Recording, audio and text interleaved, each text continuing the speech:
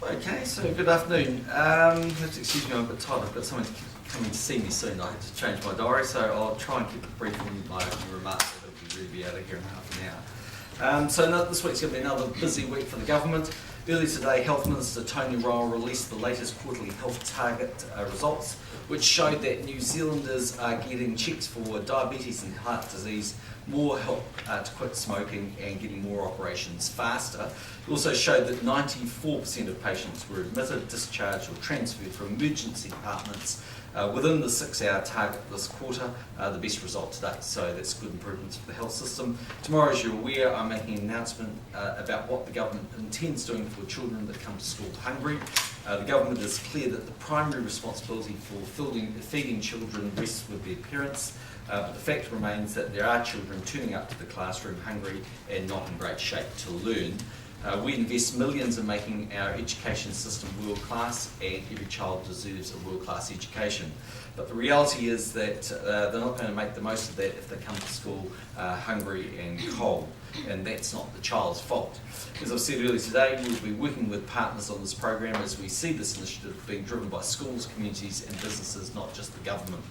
We're providing food to schools goes some way to helping them learn. It's not the answer to the underlying problem, which of course is poverty. The two biggest factors in helping people rise out of poverty are of course paid work and education. That's why we have such a strong focus on reforming the welfare system and supporting more people off welfare and into work.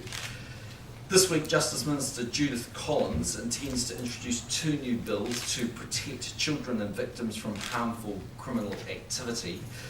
This is part of National-led government's tough stance on crime, which has helped us get the crime rate down to its lowest level in more than 30 years. The first bill, the Objectionable Publications and Indecency Legislation Bill, increases the maximum penalties for child sexual abuse online and other objectionable publication offences. The new bill reflects the government's commitment to increase the penalties for producing, trading or possessing material showing child sexual abuse online. The bill also includes other measures to provide greater protection for children from child sexual exploitation and related offending. The second bill, the Victims Orders Against Violent Offenders Bill, will create a new order to protect victims of serious violent and sexual offences. The bill will help ensure that all victims can be protected from unwanted contact with their attackers. On Wednesday, Education Minister Hekia Parata will be announcing the next steps for 19 Greater Christchurch schools. These are the schools which have had interim decisions to close or merge announced in February. The government's proposal initially announced last year affected 38 Greater Christchurch schools, but we announced in February that 12 of those schools would remain open. 2 schools have already closed, so that means that there are 24 schools waiting final decisions. This is out of a total of 215 schools in the Greater Christchurch area. The government is reviewing the education sector in Greater Christchurch because the face and makeup of the city has and will continue to change dramatically due to the earthquakes, as you're aware, and the education system must respond to those changes. We remain absolutely committed to the rebuild of Christchurch. That's why we're investing over $1 billion in restoring and renewing the education sector in Canterbury over the next 10 years.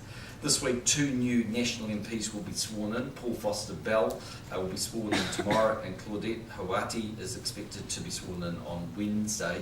Paul Foster-Bell is a career diplomat who has resigned from an overseas posting at the New Zealand Embassy in Riyadh, Saudi Arabia, to take up his new role as National MP. He has a business diploma from the University of Otago and also studied history at Oxford. Claudette Hauati is a former teacher and experienced broadcaster, having worked in both radio and as a television producer, mainly on Māori and Pacifica media. I look forward to having them both as part of the National Party caucus, and I'll be welcoming them to the team. Just finally, in terms of House activity this week, the government will look to continue the budget debate and to progress the Education Amendment Bill. Just in terms of my own activities this week, I'll be in Wellington tomorrow and Wednesday for caucus and question time, of course, as per normal. On Thursday I'll be in Timaru, and on Friday I'll be in Auckland in the Maungakeke and Mangere electorates. Also, just for your diaries, there's no post-cabinet press conference. Obviously on Monday, it's a public holiday. That means cabinet will be held on Tuesday, along with the caucus and full question time. Questions? Prime Minister, the Expert Advisory Group on poverty called for a state-run food and schools program. Why have you chosen not to do that? What's the reason?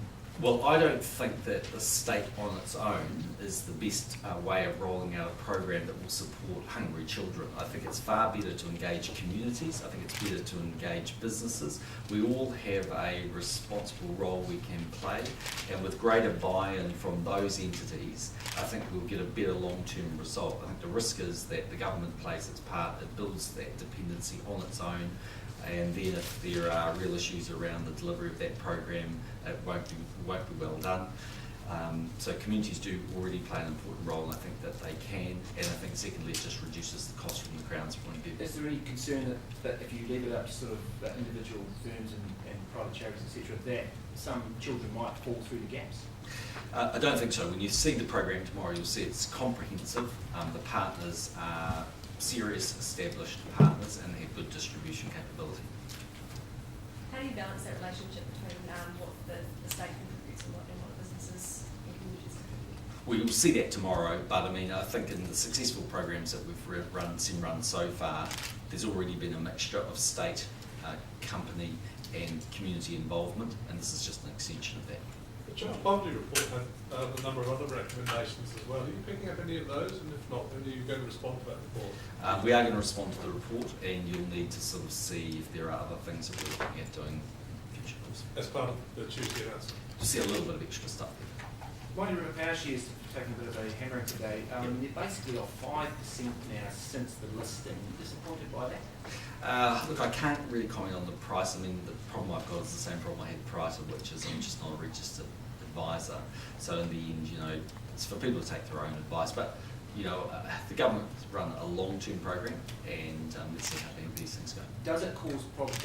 Will it dampen appetite, do you think, though, for the next flow Meridian? Is that the risk? Well, that's some way into the future, isn't it? So just wait and see. That must be a concern though. Not at this point, no. The share price decline means that those folks who bought shares in the retail offer lost, their shares are worth $50 million recently.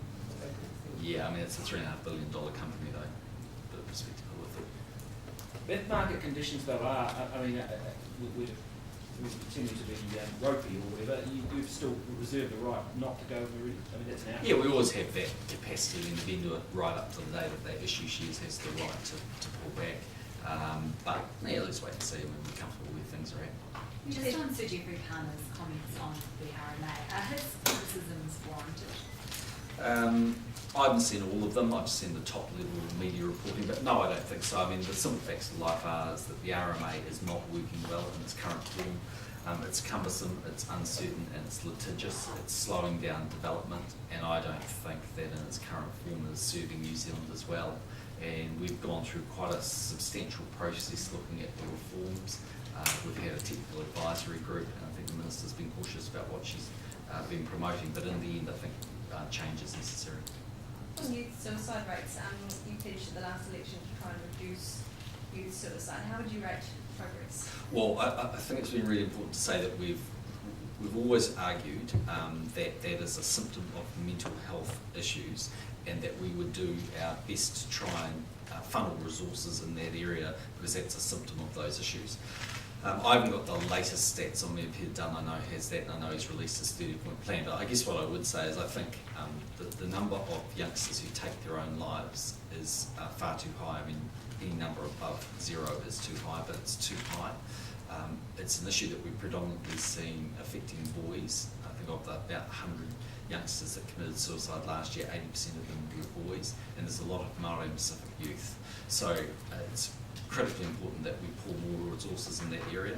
The government already spends quite a lot, but what we agreed as part of the Youth Mental Health Program was to allocate another $64 million, and that's really trying to plug some of the gaps. I wouldn't say we absolutely have perfect knowledge on what will work and what won't, but some of the initiatives that we're rolling out, like an online capability and better access to information, more nurses and social workers in schools, all of these things are important aspects that we can promote.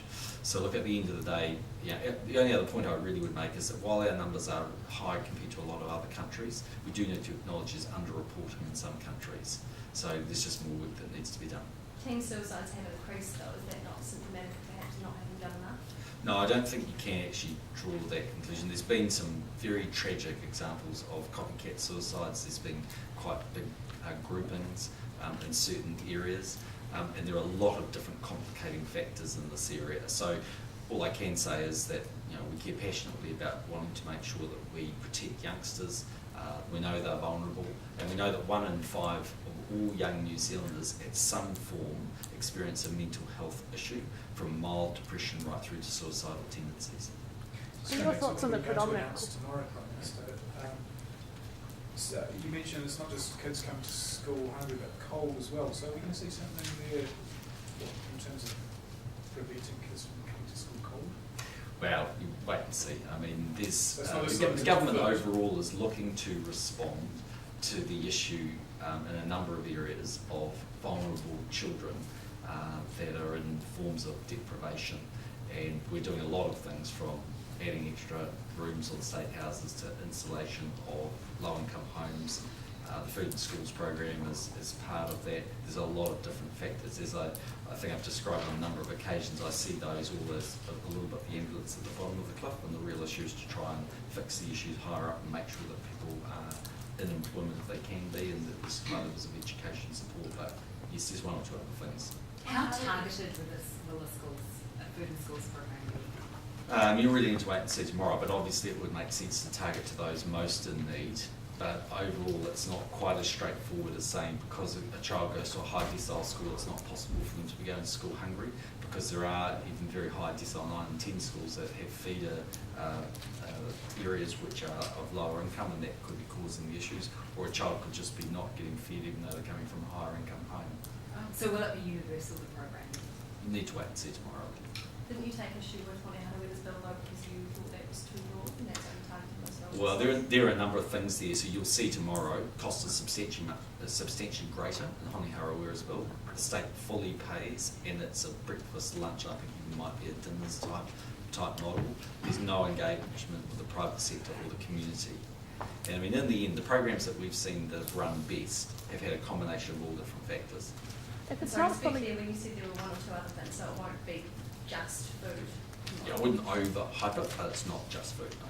if it's not a fully governmentally funded program, how are you going to ensure regulatory oversight to make sure that nutrition is adequate Yeah. in these programs? So the government already contracts with partners in a number of different areas, and there are obviously demands and requirements on them. I think when you see tomorrow the program, you'll feel confident that the nutrition benefits are there. So will there be compulsory standards across schools?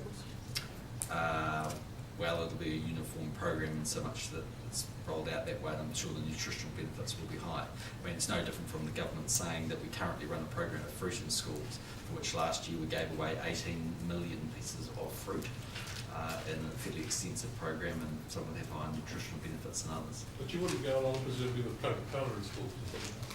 No, we're not planning to roll out Coke in schools, as much as that might be a disappointment to some school children who are watching this. Some whānau schools are complaining that they're seeing increasingly violent new entrants coming to school and that they're not getting the resources they need to deal with them. But are the resources there? I don't have any details on if there's a particular pickup in violent activity in Whangarei. Look, again, we have been rolling out more and different resources across schools. So you've seen us in, I think, Decile 3 schools, we extended social workers in schools, for instance, as programs, other things. So, I mean, look, as a general rule, there can be a variety of different reasons, but it's difficult for me to comment without data. The argument's been, I think, that some of these children need teacher aides with them all the time, but funding for that's been withdrawn. Oh, I see what you mean. And put into professional development for teachers. I'd have to go and check for you, but my understanding was that the funding in that area had been increasing, not nearly at the rate that people would necessarily want, but I certainly don't think there's been any reduction. So if there's a change in behaviour, I don't think it's directly related to anything the government's specifically doing. But I mean, it's one of the arguments around, there's a coherent argument to say, well, the government could pay for everything, let's say, for instance, when it comes to food in schools, and the argument is, of course, there's lots of demands on the government's resources, and it's also quite a high-cost provider, and that's one of the issues. And if we're responsible for all of the administration and distribution, then we're actually an expensive way of doing that, and if there's companies and individuals that want to play that part, then that might be a lot more efficient for everybody. Approximately how much money is being saved by not having it fully governmentally funded? You would see that tomorrow. When is the government settling on its final position on the RMA post the discussion documents process? I don't know the exact date of that. We're working our way through that. So is it not imminent? Well, I don't have any exact details of what this one would. Tony Alexander speculated today that perhaps the Chinese meat block was linked to the Dalai Lama coming to New Zealand. Do you? Oh, Chinese meat block? Yeah. No. No, it wasn't. No. What do you think? I mean, was China's response proportionate to what was presumably administrative thing? And the MPI said they went to the World Trade Organisation, which I gather is how you went to. Well, there's a million ways you can analyse the thing, but in the end, there was a failure on the MPI side to get absolute sign-off on the new documentation. It's not a lot more complex than that, but it's certainly got nothing to do with the Dalai Lama. And so China's response was proportionate? Well, in the end, we accept fully that they have the sole right for determining the paperwork that comes, that supports goods like meat that come across their borders. So in the end, we accept that, and we accept that the fault was largely